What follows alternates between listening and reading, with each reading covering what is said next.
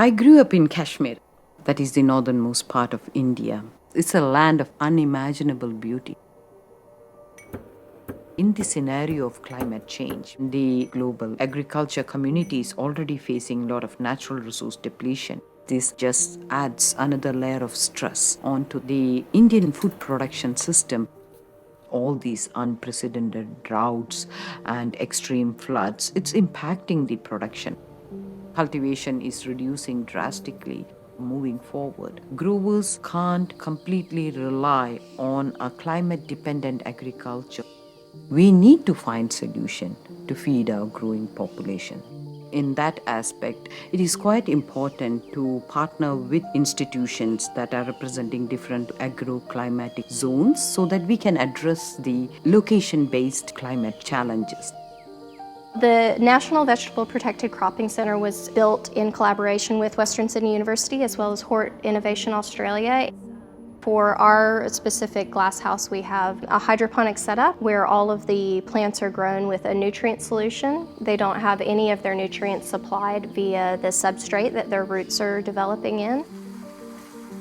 Using native stingless bees or native flies, we're able to pollinate crops indoors. And so in this facility in particular, we can come together as research scientists and farmers to really narrow down what those questions are and what will actually benefit the industry as a whole.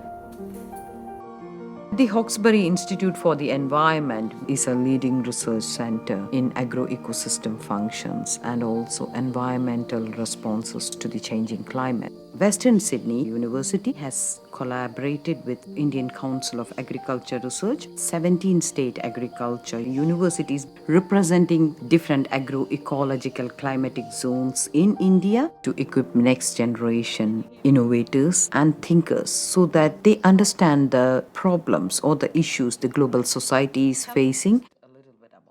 India being one of the oldest and the historical saffron producing regions, it's facing a rapid decline. The low saffron production can be attributed to the depleted nutrient levels of the soil.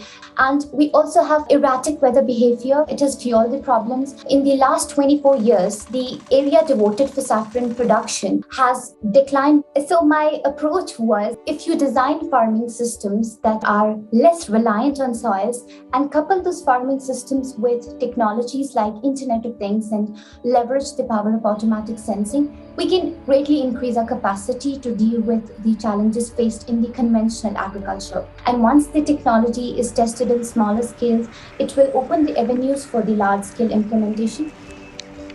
One of the most important focus for Western Sydney University is to unlock the potential of every student, irrespective from where they come. One such program is this ag entrepreneurship. It was really inspiring for us that students try to develop technologies that could provide a solution first to their community and then scaled up to global markets. What my technology offers is that engineered way of growing saffron in which the system utilizes a soilless growth medium and a nutrient solution that is optimized to deliver the calculated resources to the saffron bulbs. A platform like that gave them a really good opportunity to interact with faculty or entrepreneurs at a very different level. It was exciting to see the ideas flowing through the students and their openness to speak up. Interaction just increased, the students gained confidence. I'm listening to you and I can see a very changed Malika.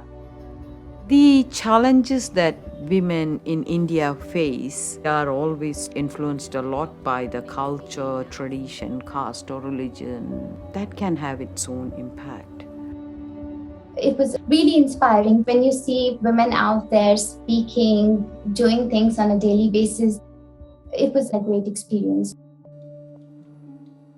There are a few reasons now to move towards protected cropping, and the biggest reason is the increasing population and the increasing demand for the food. This puts us in a great position to translate the research outcomes that we get from here to not only India, but the countries where the demand is high for the food and the population is growing at a much higher pace.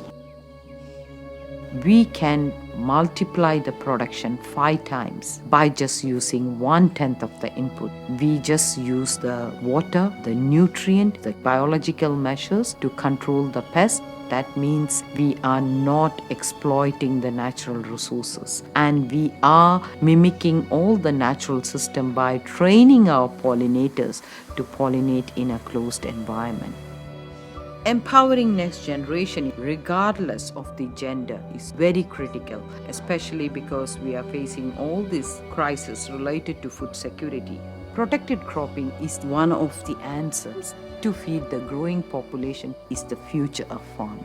It's in the hands of the next generation to rise up and meet the challenges.